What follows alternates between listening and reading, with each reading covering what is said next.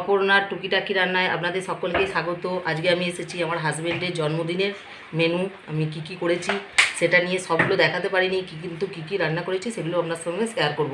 তাহলে আমার পাশে থাকুন, দেখতে থাকুন। আশা করছি আজকের ব্লগও আপনাদের ভালো লাগবে। বন্ধুরা দেখুন, আজকে আমার হাজব্যান্ডের জন্মদিন পালন করবে ওনার মেয়ে। তা তিনি যেগুলো খেতে ভালোবাসে আমি আজকে সেগুলোই বানাবো। যেমন হচ্ছে তিনি বলেছে যে এরকম মানে টাটকা ঢ্যাঁড়সটা ভাতে দিতে বলেছে, ওই জন্য তিনের মতনই ভাতে দেবো। আর এখানে পটল ভাজা, আর এখানে চিংড়ি মাছ তিনি জিরে দিয়ে, আদা আর জিরে দিয়ে ভাপা খেতে ভালোবাসে, তা ভাপা করব। আর এখানটা নিয়েছি আমি চাল কুমড়োটাকে কেটে নিয়েছি। আর এখানে আমি কলমি শাক ভাজা করব, এটা হচ্ছে পুকুরের কলমি। আর করব আমি আমের চাটনি। আর এইখানে আমি এই যে করলা আর আলু ভাজা, করলা আলু ভাজা করব। আর মাংস করব, আর পাঁপড় ভাজা। এবার এগুলো সব আমি রেডি করে নিয়ে আসি। আমি এতটা তো মানে একসঙ্গে দেখাতে পারবো নি আপনাদেরকে আমার ফোনে, তা আমি সব কিছু রেডি করে আপনাদেরকে দেখাবো। আর একটা রান্না নিশ্চয়ই এর মধ্যে আপনাদের সঙ্গে শেয়ার করব। তা আমি ভাত বসাবো আর ডাল সেদ্ধ করব। ওনার ডাল ভাতে প্রচুর পছন্দের। আর পায়েস করব। তাহলে আসুন সব একে রেডি করি। কিছু মুহূর্ত আপনাদের সঙ্গে শেয়ার করব। জানেন তো আপনারা যে এতে আমাদের মানে বয়স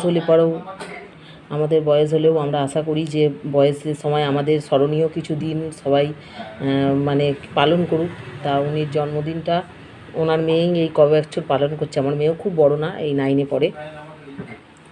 সে সেরকম রান্নাবান্নাও সেরকম করতে পারে না। আমি সব রেডি করে দেবো। আমি ভাতটা বসিয়ে দিয়েছি, আর ঠিক একইভাবে ভাতের হাঁড়ির মাথার উপরে এই যে আমি ডাল দিয়ে দিয়েছি। ডালের সঙ্গে দিয়েছি পেঁয়াজ আর লঙ্কা, কাঁচা লঙ্কা। ভাতটা উঠে গেছে। এবার এই ভাতের মধ্যে আমি এই যে ঢ্যাঁড়সগুলো দিয়ে দেবো সেদ্ধ হওয়ার জন্যে।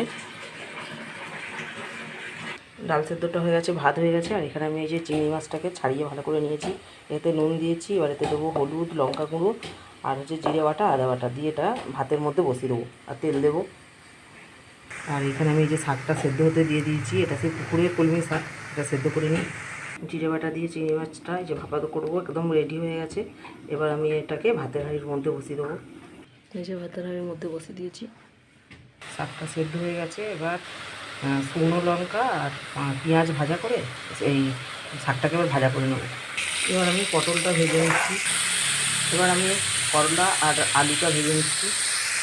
আমি এবার পায়েসটা বসিয়ে দিচ্ছি। এবার আমি ঢ্যাঁড়স চচ্চড়িটা করে নিচ্ছি। শুকনো লঙ্কা 5 ফোড়ন দিয়ে আমি এবার আমের চাটনিটা করে নেব। আমের চাটনিটা রেখে খোলা খামে রেখেছি আমটাকে ভালো করে একটু নাড়াচাড়া করে নেব। মাংসটাও হয়ে গেছে। এবার আসুন বন্ধুরা, একটা পাত্রে সাজিয়ে নিয়ে আপনাদের কাছে আসি। তাহলে বন্ধুরা দেখুন, আজকে আমি এইগুলোই আয়োজন করেছি। দেখুন আজকে করেছি যে ভাত, আলু আর করলা ভাজা, শাক ভাজা, পটল ভাজা, ঢ্যাঁড়স ভাতে শসা, লঙ্কা খেতে উনি ভালোবাসে, লঙ্কা আর লেবু। আর এখানে আছে এই যে চাল কুমড়োর তরকারি চিংড়ি মাছ দিয়ে। আর এটা ঢ্যাঁড়সের চচ্চড়ি চিংড়ি মাছ দিয়ে। আর এই যে ডাল সেদ্ধ, তেল দিয়েছি।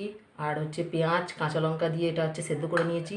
আর এখানে চিংড়ি মাছ জিরে দিয়ে ভাপা, আর মাংস, চাটনি, পায়েস আর পাঁপড় ভাজা। এই যে আয়োজনটাই করেছি। তাহলে আপনারা সবাই আশীর্বাদ করবেন আমার হাজব্যান্ড সুস্থ ভালো থাকুক। উনি একটা কাজের সঙ্গেও যুক্ত হতে যাচ্ছে, পরে আপনাদের সঙ্গে শেয়ার করব সেটা কোন কাজ।